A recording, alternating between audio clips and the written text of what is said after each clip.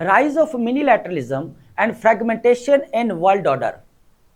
Friends, international relations के अंदर मिनीलैटरलिज्म एक बार फिर दोबारा हमें एक इंपॉर्टेंट कॉन्सेप्ट उभरते हुए नजर आ रहा है, जिस तरह हमें 20वीं सेंचुरी के अंदर देखने को मिला था जब यहां पर आसियान को एस्टैब्लिश किया गया था।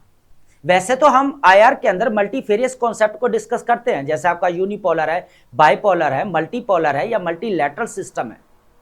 लेकिन दोस्तों, आज जो हमारी डिस्कशन रहने वाली है वो मिनीलैटरलिज्म की है। जिस तरह हमें यहां पर रूल बेस्ड ऑर्डर एंड होते हुए नजर आ रहा है, एक न्यू वर्ल्ड ऑर्डर देखने को मिल रहा है।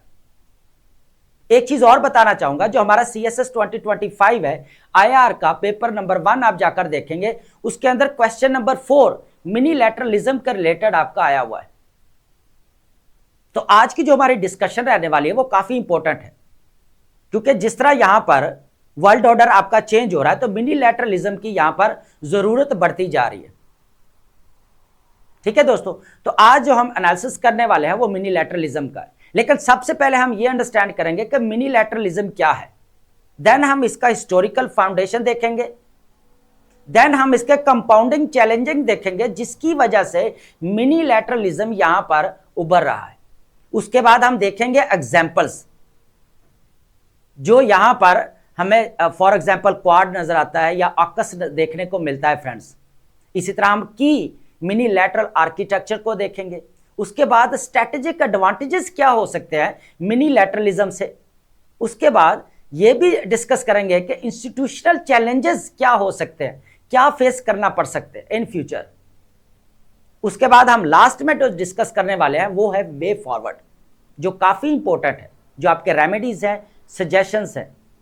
ठीक है दोस्तों, तो चलते हैं अपने टॉपिक की तरफ। आज हमारे पास आईआर का काफी इंपॉर्टेंट टॉपिक है, बेसिकली मिनीलैटरलिज्म। इसको अंडरस्टैंड करेंगे। ये रीजनल सिक्योरिटी आर्किटेक्चर है। जिस तरह हमें यहां पर रीजनल लेवल के ऊपर जो स्टेट्स हैं वो यहां पर अपने छोटे छोटे ग्रुप्स बना रही हैं, ताकि यहां पर जो रीजनल इश्यूज है उनको यहां पर कर्टेल किया जा सके, उनको कम किया जा सके। क्योंकि मल्टीलैटरल सिस्टम जो काम कर रहा है वो तो बड़ा स्लो चल रहा है, वो तो पूरा कह लें कि यहां पर प्रोसेस है उसका। लेकिन क्या होता है कि जो मिनीलैटरलिज्म के अंदर क्या होता है, जो स्मॉल ग्रुप हमें बनता हुआ नजर आ रहा था कंट्रीज का, वो फौरी जो डिसीजन मेकिंग करते हैं उसको इंप्लीमेंट करने की कोशिश करते हैं। ठीक है दोस्तों, तो सबसे पहले ये देखने वाले the rise of minilateralism, fragmentation in world order, और उसके बाद हमारे पास रहने वाला है strategic evolution and institutional dynamics. काफी इंपॉर्टेंट है दोस्तों, इसकी हम यहां पर डिस्कशन करने वाले हैं। Minilateralism has emerged as a defining feature of the contemporary Asian geopolitics. सबसे पहले जो मिनीलैटरलिज्म हमें जो देखने को मिल रहा है वो एशियन कंट्री के अंदर देखने को मिला। अच्छा, ये कोई न्यू कॉन्सेप्ट नहीं है कि 21st सेंचुरी का कोई आपका न्यू कॉन्सेप्ट है, नहीं। ये आपकी जो इसकी जो बैगनिंग हमें नजर आती है वो 20th सेंचुरी के अंदर आती है, जब आसियान को यहां पर एस्टेब्लिश किया जाता है 1967 के अंदर। ठीक है दोस्तों, तो सबसे पहले हम ये देख ले, यहां पर representing a pragmatic shift towards smaller and more agile collisions. ठीक है दोस्तों, तो यहां पर क्या होता है, स्टेट्स जो है अपने छोटे ग्रुप्स यहां पर बना रही हैं ताकि रीजनल इश्यूज है या प्रॉब्लम्स है उनको खत्म किया जा सके और नेशनल इंटरेस्ट को गेन किया जा सके। तो मिनीलैटरलिज्म की यहां पर डेफिनेशन देखते हैं, हमारे पास काफी इंपॉर्टेंट है friends. Small groups of the nations collaborating to tackle specific problems. ठीक है, स्टेट्स क्या करती हैं, अपने छोटे ग्रुप्स बनाती हैं ताकि जो प्रॉब्लम्स है उनको टैकल किया जा सके, उनको एड्रेस किया जा सके। ठीक है, उसके बाद है परस्यू म्यूचुअल गोल्स, और फिर क्या है, ताकि जो उनके दोनों 2 हैं, 3 हैं, 4 हैं स्टेट्स, वो अपने फिर क्या कर रहे हैं, नेशनल इंटरेस्ट को गेन कर सके। ठीक है, based on shared interest rather than ideological alignment. अच्छा, ये कोई कह लें कि नजरियाती नहीं है, बल्कि क्या है, यहां पर नेशनल इंटरेस्ट की बेस के ऊपर। अब जितनी भी स्टेट्स हैं वो क्या करते हैं, यहां पर स्मॉल ग्रुप्स बनाती है, जैसे आपका क्वाड है, जैसे आकस हमें देखने को मिलता है दोस्तों। ठीक है, जिस तरह I2 U2 हमें देखने को मिलता है, जो 2021 के अंदर यूएई के अंदर देखने को मिला, इंडिया, इजराइल और यहां पर यूएई एंड यूएसए के दरमियान में हमें देखने को मिला। ठीक है, तो यहां पर सबसे क्या होती है, सबसे पहले चीज वो नेशनल इंटरेस्ट होते हैं। यहां पर क्या करते हैं, स्टेट्स आपस में मिलती है, उनको पता है यहां पर जो मल्टीलैटरल सिस्टम है वो बहुत स्लो है। अगर देखा जाए वहां उनका ब्यूरोक्रेटिक मॉडल है, पूरा कमेटीज बनती हैं, रेजोल्यूशंस पास होती हैं, लेकिन जो स्मॉल ग्रुप्स है ना वो क्या करती हैं, जो भी इश्यूज है या प्रॉब्लम है उसको जो है यहां पर टाइमली एड्रेस कर सकती हैं। ठीक है दोस्तों, तो ये हमारे पास डेफिनेशन है, काफी इंपॉर्टेंट है, अगर आप नोट करना चाहते हैं तो कर सकते हैं। ठीक है, अब बात करेंगे इसके हिस्टोरिकल बैकग्राउंड को अंडरस्टैंड करते हैं। ठीक है दोस्तों, तो सबसे पहले जो इसकी फाउंडेशन हमें जो देखने को मिली है वो यहां पर 1967 के अंदर आसियान को जब यहां पर एस्टैब्लिश किया जाता है, मिनीलैटरलिज्म हमें जो है वो देखने को मिलते हैं यहां पर। तो इसके अंदर Indonesia, Malaysia, Philippine, Singapore, Thailand to counter communist threats, इनको जरूरत क्यों पड़ी है बेसिकली बनाने की, मिनीलैटरलिज्म क्यों स्टार्ट करने की जरूरत पड़ी, क्योंकि साउथ चाइना सी के अंदर अगर देखा जाए तो इनको सबसे बड़ा थ्रेट कहां से आता है, चाइना से आता है, क्योंकि चाइना के साथ इनके जो है वो कह ले के बनती नहीं है, टसल है, और ऊपर से जो है यहां पर रशिया भी, और रशिया और चाइना दोनों यहां पर क्लोज फ्रेंड्स हैं अपने। ठीक है, तो इनसे बचने के लिए फिर क्या किया इन्होंने, यहां पर अपना एक अलायंस बनाया, जो क्या है यहां पर आसियान ग्रुप हमें देखने को मिलता है। ठीक है, तो यहां से हमें मिनीलैटरलिज्म जो है वो कह ले के इसका स्टार्ट होते हुए नजर आ रहा है। फिर क्या होता है 1971 के अंदर 5 power defence arrangements created among, यहां पर क्या होता है जो है 5 पावर हमें यहां पर डिफेंस अरेंजमेंट्स देखने को मिलते हैं, जिसके अंदर क्या है, यूके है आपका, ऑस्ट्रेलिया है, मलेशिया है, न्यूजीलैंड एंड सिंगापुर, और बाद में फिर क्या होता है British withdrawal from the south Asia, south east Asia, फिर क्या कहते हैं यहां पर ब्रिटिश जो है वो यहां पर से विड्रॉ कर जाता है। ठीक है दोस्तों, उसके बाद हम फिर 1992 के अंदर माइल्स कैलर ने coins the terms minilateralism in academic discourse. तो 1992 के अंदर फिर क्या होता है, माइल कैलर्स आते हैं, वो जो है मिनीलैटरलिज्म के जो टर्म है उसको इस्तेमाल करते हैं एकेडमिक डिस्कोर्स के अंदर। ठीक है, अब 2004 के अंदर क्या होता है, जब इंडियन ओशन के अंदर सुनामी आती है तो वहां से फिर हमें एक ग्रुप बनता हुआ नजर आता है, सुनामी कोर ग्रुप, जिसके अंदर आपका यूएसए, जापान, इंडिया, ऑस्ट्रेलिया, जिसके अंदर क्या बात की जाती है basically deploying 40,000 personal and catalysing first quad iteration. अब वही हमें जो यहां पर सुनामी कोर ग्रुप नजर आता था वो आज क्या आता है, नजर आता है यहां पर क्वाड नजर आता है, जो किसके दरमियान, basically USA, Japan, Australia and India के दरमियान। ठीक है, अब इनकी वजह यहां पर देखें कि जो मिनीलैटरलिज्म है वो बढ़ क्यों रहा है, उसकी क्यों जरूरत पेश आ रही है, क्वेश्चन इज दैट, है ना। तो सबसे पहले अगर देखा जाए हमारे पास है यहां पर climate change threatening human survival, सबसे बड़ा अभी जो इश्यू है ना, ग्लोबल इश्यू क्लाइमेट चेंज देखने को मिल रहा है। जिस तरह यहां पर पुअर कंट्रीज या अंडर डेवलप्ड स्टेट्स को यहां पर नेचुरल डिजास्टर्स का सामना करना पड़ रहा है, जिसके अंदर आपका पाकिस्तान भी शामिल है। जिस तरह यहां पर 2022 के अंदर आप देखें जिस तरह फ्लड आया, जिस तरह 25 के अंदर देखें, यहां पर अगर अफ्रीकन कंट्रीज को आप जाकर देखें, ठीक है, बांग्लादेश को यहां पर देखें, तो यहां पर देखा जाए तो क्लाइमेट सबसे बड़ा जो है यहां पर इश्यू देखने को मिल रहा है।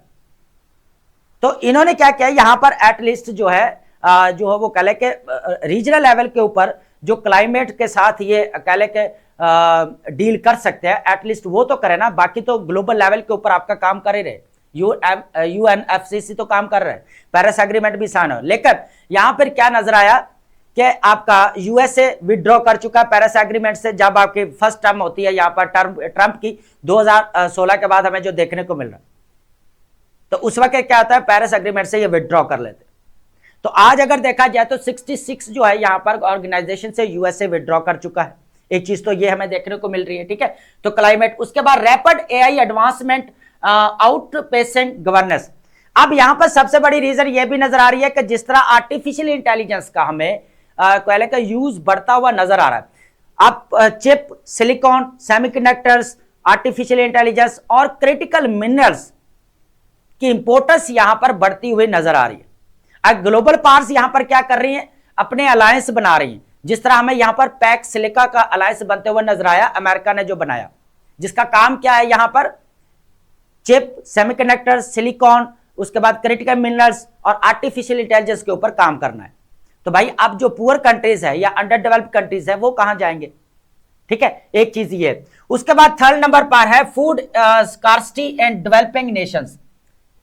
अब ये सबसे बड़ा मेजर इश्यू है इस वक्त। आप अफ्रीकन कंट्रीज के अंदर जाकर देखें, सोमालिया के अंदर जाकर देखें, चाड के अंदर जाकर देखें, नाइजीरिया के अंदर जाकर देखें, कितना यहां पर जो है कह ले कि फूड क्राइसिस हमें देखने को मिल रहा है, ह्यूमैनिटेरियन क्राइसिस देखने को मिल रहा है, वाटर शॉर्टेज है उधर, क्योंकि ग्लोबल जो यहां पर मल्टीलैटरल इंस्टीट्यूशंस हैं वो यहां पर ऐसे लग रहा है कि जो उनकी पॉलिसीज है, जो उनका काम करने का प्रोसेस है वो बहुत ज्यादा स्लो है, जिसकी वजह से यहां पर ह्यूमैनिटेरियन क्राइसिस यहां पर बढ़ता जाता है। उसके बाद अगर देखा जाए जो फंडिंग है वो भी इंपॉर्टेंट है, वो फंडिंग भी फिर जो ग्लोबल पावर्स है या डेवलप्ड कंट्रीज है वो भी कभी कभी नहीं करते। ठीक है, अब जिस तरह क्लाइमेट चेंज का इश्यू है तो यूएसए यहां पर विदड्रॉ कर चुका था, वो फंडिंग तो नहीं करेगा यहां पर, वो तो कहा और ये कहा जा रहा है कि ये तो फ्रॉड है क्लाइमेट चेंज। ठीक है दोस्तों, ये चीज है। उसके बाद अब इंपॉर्टेंट हमारे पास टेक्नोलॉजिकल एंड ट्रेड फ्रेगमेंटेशन हमें जिस तरह देखने को मिल रही है। अब ट्रेड फ्रेगमेंटेशन के ऊपर कैसे तोड़फोड़ क्या देखने को मिल रही है भाई। वर्ल्ड ट्रेड ऑर्गेनाइजेशन आपकी बनाई गई 1995 के अंदर, क्या काम था, फ्री ट्रेड था, ट्रांसपेरेंसी अकाउंटेबिलिटी होगी यहां पर। लेकिन आज के दौर में क्या हो रहा है, यहां पर टैरिफ वॉर देखने को मिल रही है, ट्रेड वॉर देखने को मिल रही है।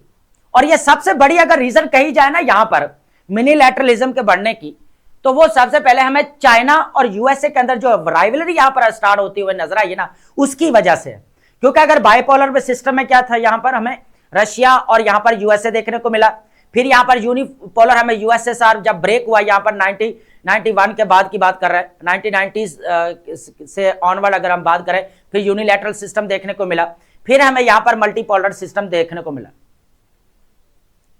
ठीक है दोस्तों, तो ये चीज है। तो यहां पर जो टैरिफ वॉर हमें जो देखने को मिली अभी, जिस तरह यहां पर यूएसए की जो पॉलिसी हमें देखने को मिली, न्यू इरा ऑफ प्रोटेक्शनिज्म देखने को मिला, हाइपर नेशनलिज्म देखने को मिला हमें दोस्तों। ठीक है, जिस तरह यहां पर चाइना और यूएसए के दरमियान में टैरिफ वॉर हुई, फिर इंडिया के साथ जो है वो यूएसए के यहां पर टैरिफ हमें टसल देखने को मिला, इस तरह यूरोपियन कंट्रीज को यहां पर वार्न किया गया टैरिफ को लेकर। ठीक है, तो ये चीज है। उसके बाद है यहां पर traditional cooperation system breaking down, जो अभी यहां पर मार्क कॉर्नी ने बात की थी वर्ल्ड इकोनॉमिक फोरम के ऊपर, जो यहां पर जनवरी के अंदर स्विट्जरलैंड के अंदर होते, तो उन्होंने क्या कहा था बेसिकली कि जो आपका रूल बेस्ड ऑर्डर है वो यहां पर एंड हो रहा है, तो यहां पर स्ट्रेटेजिक ऑटोनॉमी चाहिए हमें। फिर यूरोपियन कंट्रीज ने भी यही बात की। अभी जो है यहां पर फ्रेडरिक मर्ज जो हमें नजर आते हैं, जर्मनी के वाइस चांसलर, उन्होंने भी यही बात की कि जो आपका ट्रेडिशनल वर्ल्ड ऑर्डर है वो यहां पर एंड हो चुका है और हमें एक न्यू वर्ल्ड ऑर्डर देखने को मिल रहा है, एक न्यू जियोपॉलिटिकल लैंडस्केप देखने को मिल रहा है। तो आपका जो यहां पर बोपी बनाया गया, फिर आपका जो ये कहा जा रहा था जो यूएनओ के पैरेलल काम करेगा, अब ये भी एक बहुत बड़ा चैलेंज है। तो अब यहां पर जो बाकी स्टेट्स है वो बोल रहे हैं कि हमारे तो यहां पर जो कह ले कि सॉवरेटी खतरे में है, जिस तरह वेनेजुएला वाला केस आपके सामने है, ग्रीनलैंड को यहां पर कंट्रोल करने की बात की गई। ठीक है दोस्तों, जिस तरह यहां पर गन पोर्ट डिप्लोमेसी हमें देखने को मिली, फिर वेनेजुएला के अंदर, ईरान के अंदर देखने को मिली। ठीक है, तो अब अगर देखा जाए तो रूल बेस्ड जो ऑर्डर है, बोपी जो यहां पर पैरेलल में बनाया गया, या यूएनओ जो ऑलरेडी काम कर रहा था तो बोपी पर बनाया गया, जिसको कौन चेयर करेगा, यहां पर सारा यूएसए चेयर करेगा। ठीक है, सारी जो डिसीजन मेकिंग रहेगी वो यूएसए के अंडर कंट्रोल रहेगी। तो जो आपका सिस्टम है वो पूरा ब्रेक डाउन होता हुआ नजर आ रहा है। यहां पर जो मारियो द्रैगी हैं, जो इटली के प्राइम मिनिस्टर हमें नजर आते हैं दोस्तों, वो क्या कहते हैं, वो कहते हैं कि आपका जो ग्लोबल इकोनॉमिक ऑर्डर है वो आपका डेड हो चुका है, तो अब यूरोपियन कंट्रीज को जो है यहां पर मिल बैठकर काम करना पड़ेगा। तो इसकी वजह से ये वो फैक्टर्स है, ड्राइवर्स है, जो बेसिकली क्या कर रहे हैं, मिनीलैटरलिज्म को यहां पर बढ़ाने में मदद कर रहे हैं। उसके बाद हमारे पास रहेगा यहां पर कंटेम्परेरी प्रोलिफरेशन की बात की जाए, हमारे पास एग्जांपल रहने वाली है क्वाड 2070 के अंदर देखने को मिल रहा है, जो यहां पर सुनामी कोर ग्रुप हमें देखने को मिला था 2004 के अंदर, revival signal renew strategic coordination Indo Pacific के अंदर, ये आपको ऑलरेडी पता है। 2021 के अंदर ऑकस को बनाया गया, announced for nuclear submarine and cooperation and advance technology sharing. अब ऑकस कौन है, यहाँ पर ऑस्ट्रेलिया, यूके, यूएसए का यहाँ पर हमें देखने को मिलता है। उसके बाद हमें यहाँ पर 2021 के अंदर क्वाड फिर हमें यहाँ पर एक्सपैंड होता हुआ नजर, mandate to vaccine, cyber security and space and climate change के ऊपर। उसके बाद 2023 के अंदर Camp David trilateral, USA, Japan और आरओके के दरमियान में फॉर्मलाइज नॉर्थ ईस्ट एशियन हमें यहाँ पर सिक्योरिटी कोऑर्डिनेशन भी देखने को मिला। तो ये काफी इंपॉर्टेंट है कि जिस तरह हमें यहां पर ये मिनीलैटरलिज्म एस्केलेट होते हुए नजर आ रहा है। अब की मिनीलैटरल आर्किटेक्चर्स की बात करेंगे, टाइपोलॉजीज एंड स्ट्रेटेजिक फंक्शंस। यहां पर कुछ हमारे पास एग्जांपल्स हैं जिनको हम वन बाय वन जो है यहां पर ऐड करते हैं, फिर हम इसके स्ट्रेटेजिक एडवांटेजेस की बात करेंगे कि क्या फायदे हो सकते हैं, जो फायदे उठाए भी जा रहे हैं यहां पर मिनीलैटरलिज्म से या नहीं। उसके बाद हमारे पास लैंडकैंग मेकोंग यहां पर जो कॉपरेशन बनाई गई, ये चाइना की लीड करदा यहां पर मैकेनिज्म था। Myanmar, Laos, Thailand, Cambodia, Vietnam addressing water management, health security, development, इसके ऊपर काम करना था। ठीक है, ये इसका क्या बोला, बल्कि एलएमसी जो चाइना लीड कर रहा था। अब इसका क्या हुआ उल्टा, यहां पर किसने बनाया, यूएसए ने क्या बनाया, लोअर मेकोंग इनिशिएटिव बनाया। यहां पर इसका क्या काम था, यहां पर democratic governance and sustainable development in Mekong सब रीजन्स। उसके बाद हमें यहां पर ट्राइलैटरल स्ट्रेटेजिक डायलॉग देखने को मिला, जो यूएसए, जापान और Australia coordination and defence policy, regional security architectures and technological sharing since 2002 के अंदर 2 से लेकर अब तक जो है यहां पर देखने को मिल रहा है। उसके बाद इंडिया, फ्रांस, ऑस्ट्रेलिया ट्राइलैटरल हमें यहां पर कॉपरेशन देखने को मिला। India ocean security, maritime domain awareness and climate resilience. इस तरह हमें यहां पर सोलो सी ट्राइलैटरल देखने को मिला। Philippine, Indonesia, Malaysia coordinating petrol against piracy, kidnapping, terrorism in try boundary, जो हमें यहाँ पर मैरीटाइम जोन के अंदर देखने को मिला। पायरेसी बहुत ज्यादा होती है, लूटमार, है ना, तो वहां से फिर इन्होंने अपना यहाँ पर सोलो सी ट्राइलैटरल बनाया। उसके बाद मलाक्का स्टेट की पेट्रोल की बात की जाए यहाँ पर, तो हमारे पास क्या, Indonesia, Malaysia, Singapore, Thailand maritime security corporation हमें देखने को मिलता है, ताकि safe passage through the critical shipping लेन। अब जो भी यहाँ पर जो ट्रेड रूट है वो क्या, बिल्कुल कह ले कि यहाँ पर कोई भी कह ले कि इशू ना बने या पायरेसी ना हो, कोई यहाँ पर छीन ला ले। ठीक है, तो उससे फिर क्या हुआ कि यहाँ पर मैरीटाइम सिक्योरिटी कॉपरेशन जो है इन्होंने यहाँ पर अपने ट्राइलैटरल अलायंस बनते हुए हमें नजर आता है। तो ये इंपॉर्टेंट एग्जांपल। इसके अलावा आप I2U2 की बात कर सकते हैं, यहाँ पर इंडिया, इजराइल, यूएसए और यूएई के दरमियान में 2021 में जो हमें नजर आए। बेल्ट एंड रोड इनिशिएटिव की आप बात कर सकते हैं यहाँ पर, और भी बहुत सारे एग्जांपल्स हैं जो आप यहाँ पर ऐड कर सकते हैं दोस्तों। ठीक है, अब स्ट्रेटेजिक एडवांटेजेस की बात करें कि मिनीलैटरलिज्म से क्या फायदे हो सकते हैं, इस चीज को यहां पर देखेंगे। सबसे पहले देखेंगे ऑपरेशनल एजिलिटी की बात करेंगे। अब मल्टीलैटरल सिस्टम के अंदर जो प्रोसेस है ना वो थोड़ा लेंथी है, लेकिन यह है कि रीजनल लेवल के ऊपर मिनीलैटरलिज्म जो स्मॉल ग्रुप्स बनते हैं स्टेट्स के मिलकर, वो फौरी जो है डिसीजन मेकिंग करके कोई इश्यू है या प्रॉब्लम्स है उसको सॉर्ट आउट कर सकते हैं। ठीक है, ये चीज है। Small grouping enable rapid response to emerging crisis without bureaucratic constraints of larger multilateral consensus requirement। वही चीज है कि आपका मल्टीलैटरल इंस्टीट्यूशंस है, यूएन हो, तो वहां पर आपको काफी देर लगेगी, रेजोल्यूशंस पास होंगी, कमेटीज बनेगी, वहां पर वोटिंग होगी, तो बहुत सारा लंबा प्रोसीजर है। ठीक है, लेकिन यहां पर क्या होगा कि इनको ऑपरेशन करने में बड़े कह ले के इजी होता है कि डिसीजन मेकिंग की, और फौरी से जो भी इश्यू है या क्राइसिस है उसको कर्टेल किया जा सकता है। इश्यू स्पेसिफिसिटी की बात की जाए, targeted mandate allow deep expertise and sustain focus on particular challenges from submarine technologies to maritime trafficking. अब ये चीज भी देखने को मिल सकती है, जिस तरह ट्रेड रूट को यहां पर सेव किया जा रहा है, जिस तरह हमें यहां पर कॉपरेशन बनते हुए नजर आ रहे हैं। ठीक है, उसके बाद है मिडिल पावर्स एजेंसी की बात करेंगे। States like Australia, Japan, Indonesia can shape regional architectures beyond traditional bilateral alliance structures. अब हमें यहाँ पर ऑस्ट्रेलिया, जापान और इंडोनेशिया जो है वो रीजनल आर्किटेक्चर जो देखने को मिल रहा है को किस तरह उसको शेप दे रहे हैं। ठीक है, और जो ट्रेडिशनल बायलैटरल अलायंस में जो देखने को मिल रहा है ना स्टेट टू स्टेट, अब जो है यहाँ पर बहुत सारी स्टेट्स क्या कर रही हैं, यहाँ पर स्मॉल ग्रुप बना रही हैं। ठीक है, ताकि अपने नेशनल इंटरेस्ट को यार गेन किया जा सके। सिंपल सी बात है, अगर कोई इश्यू है, कोई चैलेंजेस है, उसको भी खत्म किया जा सके।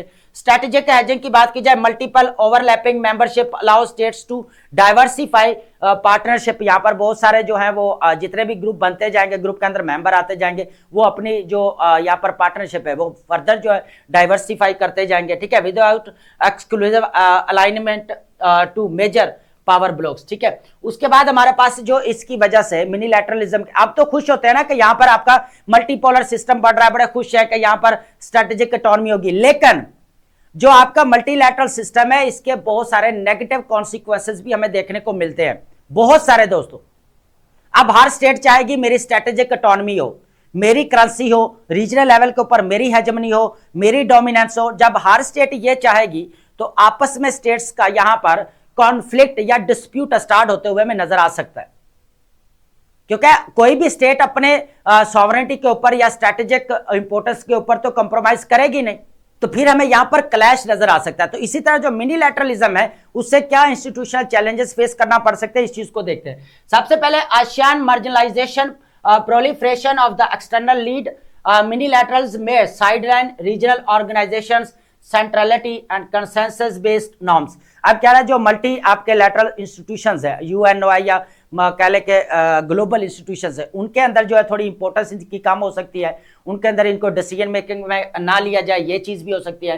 फ्रैगमेंटेशन रिस्क की बात की जाए, overlapping mandates and competing initiatives, LMC जो हमने अभी पीछे डिस्कस जो की है, लैंगकैंग यहाँ पर मिकोंग हमें जो नजर आती है, क्रिएट, उसके बाद एलएमआई जो यूएसए का लीड करता मॉडल है, institutional redundancy and geopolitical competition हमें देखने को मिल रहा है, जिस तरह चाइना और यहां पर यूएसए का ऑलरेडी जो हमें यहां पर टसल देखने को मिल रहा है। इन्फोर्समेंट गैप की बात की जाए, इनफॉर्मल, अब इनका कोई स्ट्रक्चर भी नहीं है प्रॉपर, जिस तरह इंटरनेशनल इंस्टीट्यूशंस का हमें स्ट्रक्चर तो नजर आता है ना, कि यहाँ पर रेजोल्यूशंस पास की जाती हैं, वोटिंग होती है, सब कुछ है, लेकिन ऐसा यहाँ पर कुछ भी नहीं है। बाइंडिंग कमिटमेंट्स होती हैं इनकी यहाँ पर, making them vulnerable to political turnover and shifting national priorities, और उसको जब इनके नेशनल मकासद हासिल हो जाएंगे, ऑब्जेक्टिव हासिल हो जाएंगे, तो वो छोड़ भी सकते हैं इसको, ठीक है। एक्सक्लूसिविटी कंसर्न्स की बात की जाए तो smaller states may be systematically excluded from the critical decision making, तो यहाँ पर जो छोटी स्टेट्स हैं, जो पुअर है, अंडर डेवलप्ड है, उनको हो सकता है डिसीजन मेकिंग के अंदर इंक्लूड ही ना किया जाए, कंप्रोमाइज, उनको यहां पर बाहर निकाल दिया जाए, तो ये चीज भी है। तो यहां पर 4 हमें यहां पर थिंग्स देखने को मिल रही है। एक तो मार्जिनलाइजेशन, उसके बाद फ्रेगमेंटेशन रिस्क है, इन्फोर्समेंट गैप्स की बात करेंगे, और हमारे पास रहेगा एक्सक्लूसिविटी जो कंसर्न है, जो स्मॉल स्टेट्स को लेकर है, ठीक है दोस्तों। तो इसकी वजह से ये भी हमें यहां पर चैलेंजेस क्रिएट होते हुए नजर आ रहे हैं, ठीक है, मिनीलैटरलिज्म की। अब बात करेंगे यहां पर जो प्राइम मिनिस्टर है मलेशिया के, उन्होंने एक बड़ी इंपॉर्टेंट स्टेटमेंट कही थी, अनवर इब्राहिम। इनकी इंपॉर्टेंट स्टेटमेंट है कि in age of flux in Indo Pacific institutional order. अब यहां पर जो इंडो पैसिफिक के अंदर इंस्टीट्यूशनल ऑर्डर है, उसके अंदर हमें एक जो चेंज देखने को मिल रहा है। फ्लक्स का मतलब क्या होता है, चेंज, बेसिकली जिस तरह चेंज होते हुए नजर आ रहा है, जिस तरह यूएसए अपना इन्फ्लुएंस बढ़ा रहा है, क्वाड है, आकस समय साइन होता है, ऑकस समय साइन होता हुआ नजर आ रहा है। Minilateralism offers a nimble and less bureaucratic alternatives for states seeking effective response to regional challenges. वो कहता है कि मिनीलैटरलिज्म के अंदर वो एफिशिएंसी है, वो इफेक्टिवनेस है कि वो क्या कर सकती है, बेसिकली रीजनल चैलेंजेस को यहां पर कर्टेल कर सकती है। That traditional multilateral platforms struggles to address with the speed and consensus. अब वही मल्टीलैटरल सिस्टम्स है, बिल्कुल स्लो है, उनका प्रोसेस स्लो है, लेकिन उसके वजह अगर बात की जाए यहां पर कंपेयर किया जाए तो जो मिनीलैटरलिज्म है उसके अंदर डिसीजन मेकिंग जो है वो फास्ट होती है, ठीक है। अब बात करेंगे स्ट्रैटेजिक पाथवे की बात करेंगे, ये इंपॉर्टेंट है हमारे पास कि ऐसे कौन से वे फॉरवर्ड है जिसके वजह से जो मिनीलैटरलिज्म के अंदर जो चैलेंजेस क्रिएट हो रहे हैं या एस्केलेटर, उनको कैसे जो है यहाँ पर कर्टेल किया जा सकता है, ये चीज इंपॉर्टेंट है, ठीक है। अब the future of the efficacy of the ASEAN minilateralism depends on the critical on strategic integration with existing multilateral frameworks rather than viewing minilaterals are competitors to ASEAN and undermining regional architectures. Policymakers should pursue complementary approaches that leverage the strength of the both modalities, and this requires international institutions design and diplomatic coordination. Basically ये कहा जा रहा है पूरा का जितना भी ASEAN हमें कंट्रीज के अंदर मिनीलैटरलिज्म बढ़ते हुए नजर आ रहा है, तो इनको क्या करेगा, जो ग्लोबल इंस्टीट्यूशंस है, जो मल्टीलैटरल इंस्टीट्यूशंस है, उनको यहां पर चैलेंज करने की जरूरत नहीं है। उनके जो हमें यहां पर एग्जिस्ट नजर आ रहा है, उनके साथ जो उनके रूल्स हैं या रेगुलेशंस हैं, उनको भी फॉलो करना जरूरी है।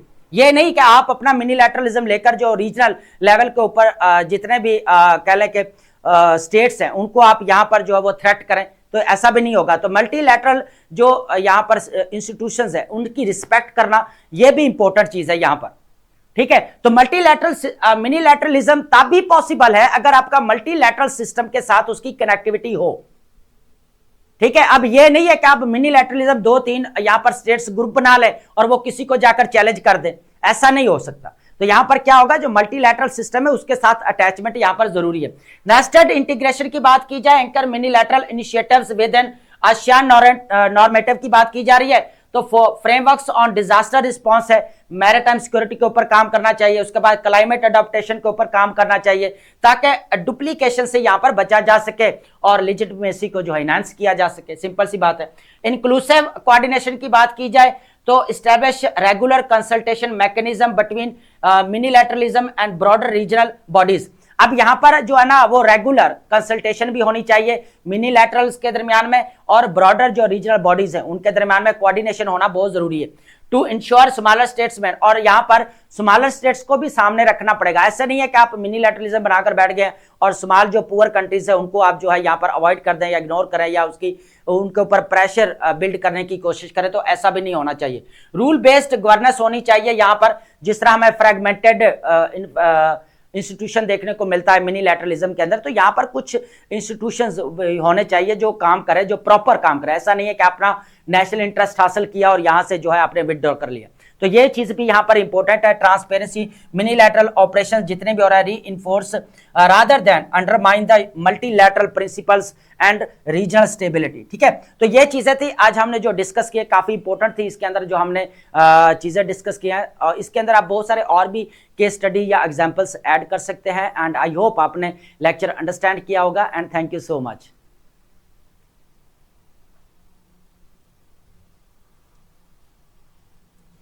तो एक बार फिर थोड़ा सा रिवाइज कर लेते हैं ताकि आपको चीजें यहां पर आ जाए। सबसे पहले हमने यहां पर मिनीलैटरलिज्म को अंडरस्टैंड किया कि मिनीलैटरलिज्म क्या होता है, कि जो कुछ स्टेट्स होती हैं जो अपने नेशनल इंटरेस्ट की खातिर यहां पर इकट्ठी होती हैं ताकि जो प्रॉब्लम्स है, इश्यूज है, उनको ठीक किया जा सके, निपटा जा सके। फिर हमने इसका हिस्टोरिकल फाउंडेशन अंडरस्टैंड किया। फिर जो है इसके मिनीलैटरलिज्म के पीछे क्या रीजंस है, कंपाउंडिंग चैलेंजेस जिस तरह बढ़ रहे हैं उसकी वजह से हमें देखने को मिला। फिर हमने यहाँ पर जो मिनीलैटरलिज्म के एग्जाम्पल्स को डिस्कस किया, जो प्रोलिफरेशन जैसे आपका क्वाड है, ऑकस हमने यहाँ पर डिस्कस किए, LMC को यहाँ पर डिस्कस किया। उसके बाद हमने यहाँ पर स्ट्रैटेजिक एडवांटेजेस क्या हो सकते हैं मिनीलैटरलिज्म से, मिनीलैटरलिज्म की वजह से यहाँ पर इंस्टीट्यूशनल चैलेंजेस क्या फेस करना पड़ रहे हैं वो भी है। फिर हमने लास्ट में यहाँ पर वे फॉरवर्ड को डिस्कस किया जो काफ़ी इंपॉर्टेंट है। तो आई होप आपने लेक्चर अंडरस्टैंड किया होगा। And thank you so much.